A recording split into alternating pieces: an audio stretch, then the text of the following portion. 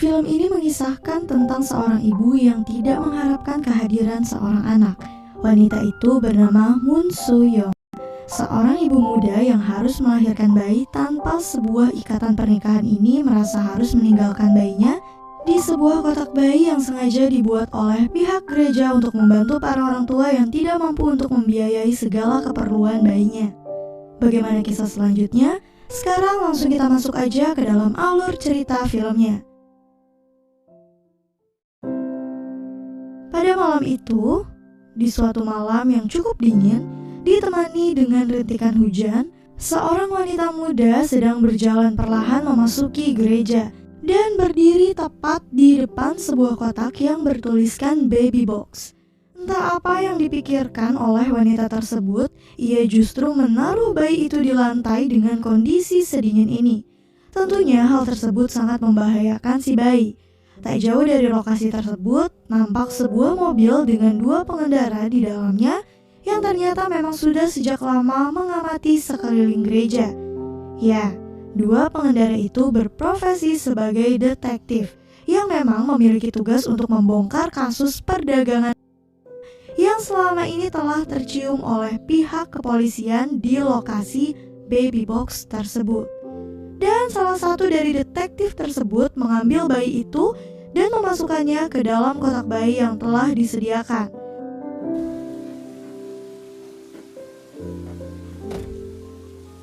Gak lama kemudian, seseorang dari dalam gereja mengambil bayi itu dan memeriksanya bersama seorang pria yang dipanggilnya Sang Hyun. Setelah melakukan pemeriksaan, ibu bayi tersebut tidak lagi kelihatan. Ia pun menghapus video yang merekam peletakan bayi itu agar tak terdeteksi kedatangannya oleh pihak gereja. Dan petugas tersebut membawa bayi itu bersama Sang Hyun ke kediamannya. Di sisi lain, wanita yang baru saja membuang bayinya itu bergegas menuju ke stasiun. Yang terlihat bahwa ia hendak meninggalkan Korea sejauh mungkin. Ia pun berlari tanpa menengok sedikit pun. Namun tiba-tiba langkahnya terhenti saat ia mendengar suara tangisan bayi. Tangisan itu seakan menghentikan nafasnya sekaligus mengurungkan niatnya untuk meninggalkannya. Keesokan harinya, wanita itu kembali ke gereja dan mencoba menemukan bayinya. Dungso yang telah berada di sana pun terkejut dengan kedatangannya. Meskipun baru semalam ia bersama Wong Song, nama yang tertulis di secari kertas bersama bayi yang ditemukannya. Tapi itu cukup untuk menumbuhkan rasa protektifnya dan mewakili rasa amarah yang mungkin akan muncul pada diri seorang anak yang sengaja ditinggalkan oleh ibunya. Wanita tersebut pun diajak berkeliling tempat penitipan bayi dan akhirnya ia pun ditemui oleh pendeta. Wanita itu akhirnya menyerah dan Dungso pun mengikuti kemanapun wanita itu melangkahkan kakinya. Hingga akhirnya ia membawa perempuan yang mengaku memiliki nama Moon Sun-ah menemui Sang Hyun dan bayinya. Di sana Sang Hyun mencoba menjelaskan niatannya membawa Woo Sung, di mana ia mengklaim bahwa dirinya hanya ingin memberikan masa depan yang indah untuk anaknya. Namun Sun-ah masih tak mempercayai apapun penjelasan mereka berdua, terutama saat Dungsu berupaya untuk terus menyudutkannya. Akan tetapi ia tetap saja akan mengikuti rencana yang akan mereka lakukan untuk anaknya. Dan meskipun mengetahui bahwa Sang Hyun dan Dungso akan menjual anaknya, ia pun tak memperdulikannya. Karena apa yang ia inginkan hanyalah ia bisa memastikan agar ia dapat melihat anak itu suatu saat nanti. Pembeli pertama pun sudah ditentukan. Dengan mengandalkan peta digital, Sang Hyun pun melanjutkan kendaraannya dengan siul bahagia. Dengan harapan transaksinya lancar tanpa hambatan. Namun di luar dugaan, pembeli justru kecewa karena foto dan penampakan bayinya itu tidak sama. Editan foto Sang Hyun ketahuan. Dan itu membuat si pembeli mengatakan beberapa hal yang membuat Sun-ah sakit hati. Bukan cuma itu aja, ia pun mengumpat serta mencela si pembeli yang berkata seenaknya kepada bayinya itu. Dan setelah mengetahui bahwa transaksi tersebut batal, Sun-ah menanyakan apakah ada calon pembeli lainnya yang harus mereka datangi saat ini. Namun Dungsu membawa kenalannya ke tempat yang sangat familiar dengannya. Tempat di mana banyak sekali anak-anak yang memanggilnya kakak dan terlihat sangat menyayangi serta menghormatinya. Ada yang berlari ke sana kemari mengejar bola, ataupun mereka yang sibuk dengan boneka kesayangannya. Serta tiba-tiba mereka mengabaikan permainannya dan berlari menyambut kedatangan Dongso. Di sana ia mengenalkan Sang Hyun dan Sun Ah sebagai sepasang suami istri. Hingga salah satu anak di sana bahkan tertarik untuk menjadi salah satu anak Sang Hyun. Sementara itu, kegagalan transaksi sebelumnya membuat Sun Ah terpaksa merawat anaknya. Ia menggantikan popoknya dan menyanyikan lagu pengantar tidur yang membuat Wung Sung merasakan ketenangan sesaat. Suasana tersebut pun membuatnya hanyut dan tak merasakan adanya dua detektif yang mengawasinya sedari tadi. Sayangnya, ketenangan itu tidak berlangsung lama.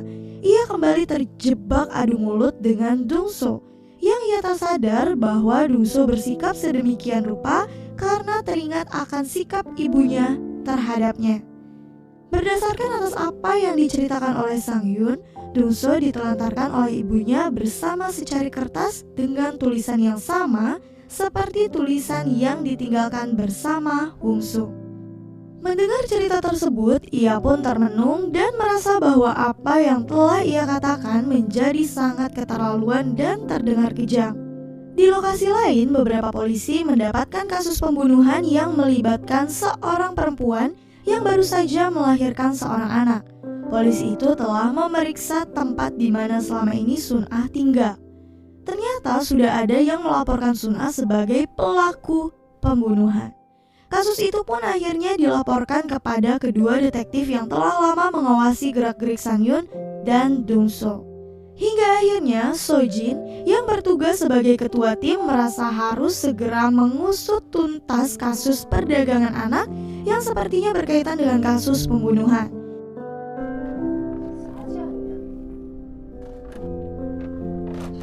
Sehingga ia pun merekrut seseorang untuk berperan sebagai pembeli bayi. Ia sendiri jugalah yang menata apa yang harus dikatakan oleh mereka. Tak hanya itu, tatanan rambut, pakaian, dan yang lainnya juga telah disiapkan sedemikian rupa agar transaksi tersebut segera terbongkar. Sedangkan rombongan Sang Hyun yang telah beranjak dari tempat masa kecil Dongso dalam perjalanannya menerima ajakan pertemuan sang pemilik gedung yang menawarkan Wusong dengan jumlah yang menurut mereka cukup fantastis. Sehingga Sun Ah tak dapat mengelaknya. Mereka pun meluncur menuju lokasi pertemuan. Namun dalam perjalanannya, mereka terpaksa harus menerima seseorang lagi sebagai anggota, yaitu Hae-jin, anak lelaki yang selalu memegang erat bola kesayangannya itu masuk ke dalam mobil diam-diam. Akhirnya dengan terpaksa ia pun diajak menemui calon pembelinya itu. Dan ternyata mereka pun tiba di lokasi yang telah disepakati. Lokasinya sangat menyenangkan, ramai sekali pengunjung dan anak kecil yang berlarian bersama bola warna-warni. Meriah sekali. Disinilah ada hal yang tidak dipahami oleh para detektif. Sung Hyun dan yang lainnya tak begitu saja menjual bayi. Mereka juga harus memastikan bahwa si pembeli adalah orang tua asli yang memang akan mengasuhnya secara langsung. Tak hanya itu, mereka juga menanyakan beberapa hal sebelum benar-benar melepaskan Wusong. Dan di sana Dongso lah yang menemukan satu keanehan, yang akhirnya Sung Hyun secara tiba-tiba mengambil kembali Wusong dari gendongan perempuan yang akan membelinya. Mereka pun segera menjauhi lokasi tersebut dan berhenti sejenak untuk mencuci mobil. Namun mereka justru menjadi basah kuyup ketika proses pencucian mobil. Hae-jin tak sengaja memencet tombol pembuka jendela, alhasil airnya pun menyemprot masuk ke dalam mobil. Sontak saja seisi mobil itu terkejut sambil berteriak, tetapi mereka tersenyum dan tertawa setelahnya.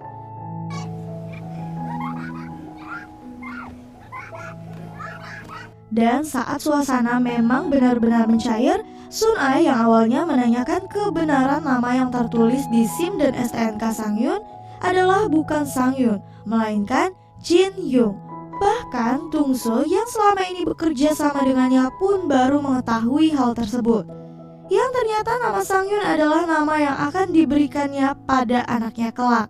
Di sana pula Sun-a mengaku bahwa namanya adalah So-hyung. Setelah gagal dalam rencana sebelumnya, Sojin terpikirkan akan memanfaatkan status Soyun sebagai pembunuh. Dan Soyun yang saat ini tengah berbelanja di sebuah minimarket mendapatkan panggilan dari seseorang dengan nada mengancam. Panggilan itu pun cukup mengganggunya, sehingga ia bergegas menyelesaikan belanjaannya. Namun, di luar minimarket, dua detektif telah menunggunya. Detektif Sojin memperkenalkan dirinya dan mengajak Soyun berkeliling.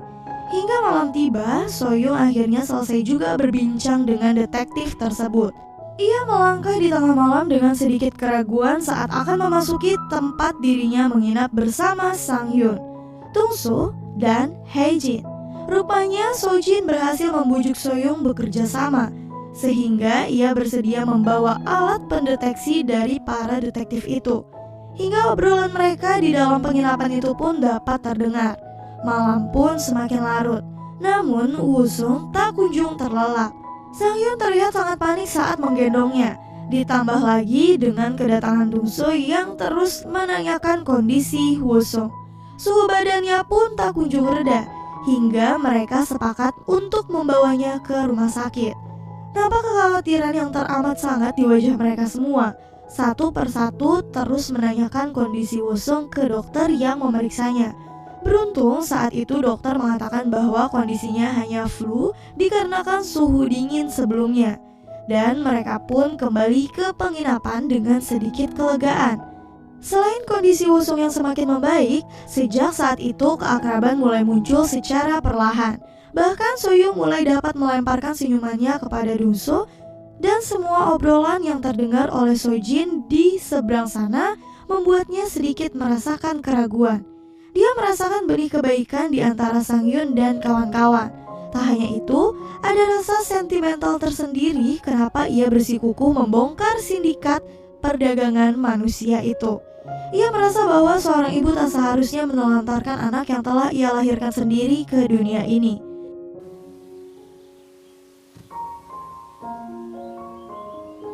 Tak hanya pihak kepolisian, keluarga ayah Woo-sung atau lebih tepatnya istri dari ayah Woo-sung yang telah meninggal mengusut pembunuhan suaminya. Tetapi ia tak hanya ingin menangkap perempuan selingkuhannya itu sekaligus pembunuh suaminya, tapi ia lebih ingin mengambil bayi yang telah ditelantarkan Soo-yung untuk ia rawat. Karena Woo-soo adalah satu-satunya darah daging suaminya, ia memerintahkan beberapa preman untuk segera mengambil paksa Woo-sung dari tangan ibunya. Gerak-gerik istri dari orang yang telah dibunuhnya itu pun sepertinya telah lama dirasakan oleh Soyun. Hal tersebutlah yang menjadi satu-satunya alasan kenapa ia ingin meninggalkan Woo-sung. Dalam keheningan malam berikutnya, Soyun kembali dihubungi oleh detektif Lee, partner dari detektif Sojin. Ia mengajaknya bertemu dan menanyakan beberapa hal kenapa ia membunuh ayah Woo-sung. Obrolan memanas saat detektif Sojin muncul dan menanyakan hal yang berbeda, yaitu kenapa ia dengan sangat tega membuang Woo-sung begitu saja. Terutama saat Soyun justru meletakkan tubuh Woo-sung di lantai. Entah apa kesepakatan yang telah mereka capai, tetapi setelahnya Sojin menelpon seseorang dengan penuh kesedihan yang tersirat di matanya. Kesedihan pun juga tertanam begitu dalam di diri Soyun. Dengan menahan tetesan air hujan malam itu, ia kembali ke penginapan. Kesedihan tersebut rupanya menjadi perhatian Dong-soo, dan Soyun pun akhirnya mengungkapkan kebenaran dirinya di malam itu juga. Ia mengaku bahwa ia telah membunuh ayah Woo-sung. Pengakuan Soyun ini membuat kegelisahan pada diri Dong-soo dan Sang Hyun, hingga keduanya membicarakan beberapa rencana yang berbeda dari sebelumnya. Mereka terlihat sangat mengkhawatirkan keselamatan Soyun, terutama saat ditemukan alat GPS atau alat apalah itu yang ada di dalam mobil mereka.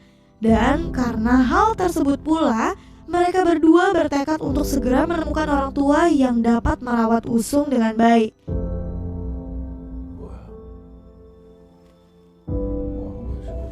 Hal yang terduga berikutnya adalah salah satu preman suruhan itu telah tiba di samping mobil Sang Hyun. Namun dengan sigap, Dungso melumpuhkan preman tersebut. Akhirnya, Sang-hyun dan Dungso meninggalkan mobil itu, yaitu mobil kesayangan mereka, diparkirkan begitu saja dan bergegas menuju stasiun dan menjauhi lokasinya saat ini. Pada detik ini, Soyoung masih terus mengikuti rombongan Sang-hyun kemanapun, agar ia tak kehilangan jejak Woo-sung. Sekaligus ia ingin memastikan siapa yang akan merawat bayinya kelak. Dan apa yang telah dipikirkannya ini juga terlintas di pikiran Sojin. Ia yang telah mengetahui bahwa Soyoung melarikan diri bersama Sang-hyun memahami tindakan yang diambilnya itu. Seiring berjalannya kereta ke arah yang entah kemana, Soyoung terus menatap dengan pandangan kosong. Ia terus memikirkan apa yang seharusnya ia lakukan dan langkah apa yang seharusnya ia ambil. Sejatinya ia tidak ingin Woo-sung turut merasakan penderitaannya. Kereta pun melaju dengan cepatnya dan mereka pun tiba di lokasi yang ternyata adalah tempat pertemuan pembelian Woo-sung berikutnya, yang merupakan seorang ibu yang telah kehilangan putrinya. Ia masih bisa menyusui dan mencoba untuk menggendong Woo-sung dan menyusuinya. Woo-sung pun tanpa penolakan dan menyusu kepada ibu barunya tersebut. Sayangnya, apa yang telah dikatakan oleh suaminya sangat menyakitkan bagi Soyoung dan yang lainnya. Ia meminta agar Woo-sung tak lagi menemui bayinya kelak. Permintaan tersebut tak dijawab sendiri oleh Soyoung yang adalah ibu kandungnya Woo-sung. Tetapi Dungso yang menolak permintaan tersebut dan mengambil kembali Woo-sung dari tangannya. Transaksi pun kembali batal. Kali ini mereka menghibur diri dengan berkunjung ke tempat hiburan masyarakat. Tentu saja Hae-jin sangat senang sekali, meskipun kesedihan tak dapat dihindarkan oleh Soyoung dan Dungso. Mereka yang saat ini berada dalam permainan biang lala membicarakan bagaimana dan apa yang telah terjadi sebenarnya pada kehidupan Soyoung sebelumnya.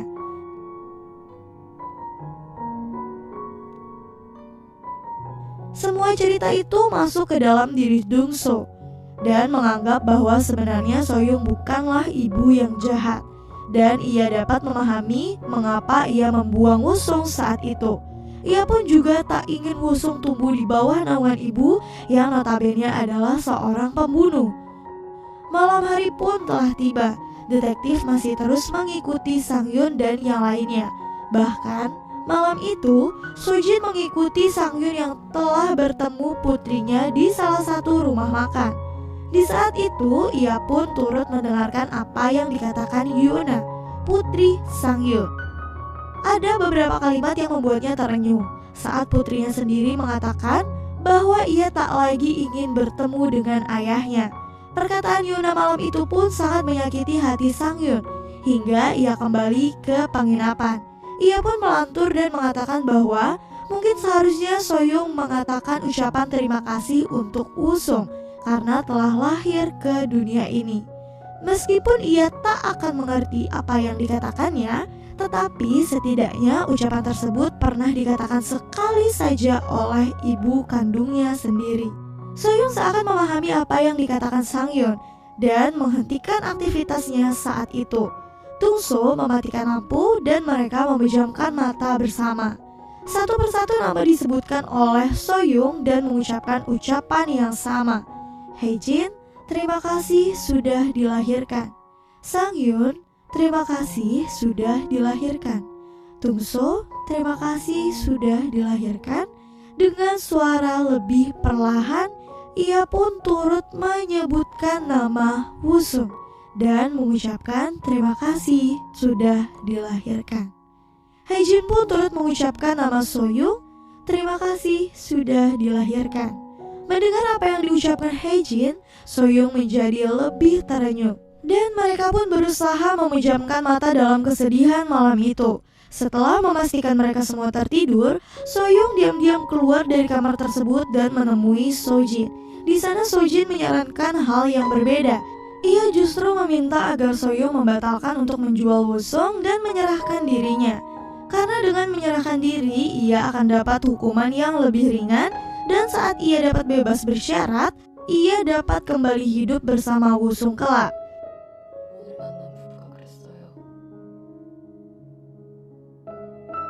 Ketidakberadaan Soyun rupanya diketahui oleh Sang-hyun.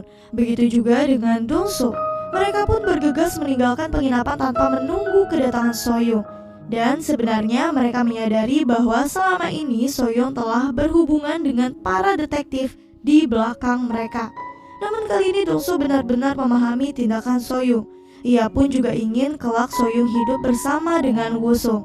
Sehingga Dong-soo meminta agar Sang-hyun bergabung dengan Tae-jo, preman suruhan istri ayahnya Woo-sung. Sementara dirinya sendiri menemui sepasang suami istri yang sebelumnya pernah meminta agar Soyun tak lagi menemui Woo-sung. Kali ini mereka telah berubah pikiran. Mereka kini justru bersedia nantinya Soyun boleh bertemu dengan Woo-sung kapanpun yang ia mau. Penjelasan itu pun membuat Dong-soo semakin yakin untuk menyerahkan Woo-sung kepada mereka. Meskipun sebenarnya ia sadar bahwa kedatangannya ini juga merupakan tindakan penyerahan dirinya ke tangan polisi. Dengan mata berbinar, ia pun mengatakan bahwa ia akan menyerahkan Woo-sung kepada sepasang suami istri tersebut. Tak lama pintu diketuk dan sesuai dugaan, detektif Sojin dan Lee pun muncul dari balik pintu tersebut dan segera menangkapnya.